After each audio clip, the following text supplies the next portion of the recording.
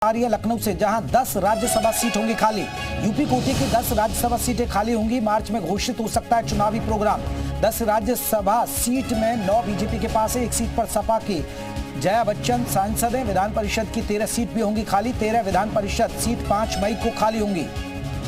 तो बड़ी खबर आपको बता दें, 13 विधान परिषद की सीट 5 मई को खाली होंगी।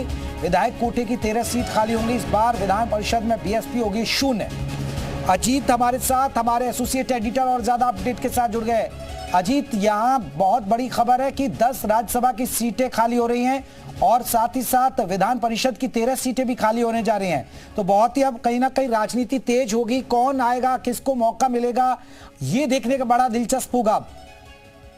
देखिए, बिल्कुल जैसे चूंकि उच्च सदन के लिए जो चुनावी चौसर है वो बिकने लगी है। 10 राज्यसभा सीटों का जो कार्यकाल है वो खत्म हो रहा है और उत्तर प्रदेश के कोटे से ये कार्यकाल खत्म हो रहा है। तो अप्रैल में राज्यसभा की 10 सीटें खाली हो जाएंगी और लोकसभा चुनाव के साथ ही एक समझिए कि इस सीटें भी खाली हो रही हैं। तो ये मानकर चले कि जिन बड़े नेताओं का जिन्हें टिकट नहीं मिलेगा या जो उम्र जिनकी ज्यादा हो गई, जिसमें महेंद्र नाथ पांडे या जो बड़े नेता रमापत राम त्रिपाठी जैसे लोग हैं, उनको राज्यसभा भेजा जा सकता है। इसके साथ ही जो है लोकसभा चुनाव के मुताबिक क्षेत्रीय आधार पर, समीकरण के आधार पर लोगों को राज्यसभा भेजा जाएगा। हालांकि 10 में से 9 बीजेपी के पास अभी ये सीटें हैं। एक सीट पर जया बच्चन है जो राज्यसभा है, अमिताभ बच्चन की जो पत्नी है महानायक की वो है।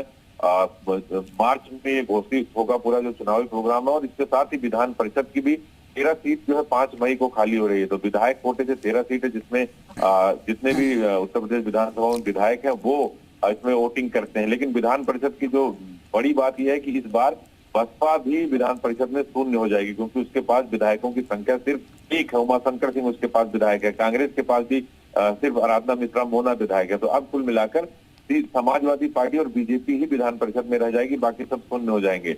इस बात से आप अंदाजा समाजवादी पार्टी के पास भी 9 है। जब तक आप 10 के ऊपर नहीं जाते तो आप नेता विधान परिषद भी नहीं बना पाते विपक्ष का।